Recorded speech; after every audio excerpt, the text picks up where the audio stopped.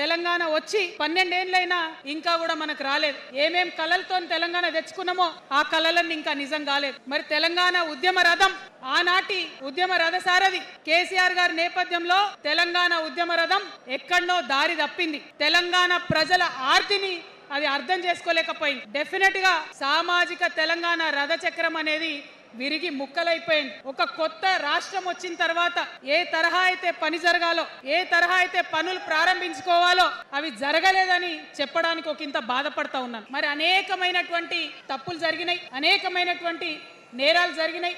అనుకున్నటువంటి తెలంగాణ సాధించుకోలేదు.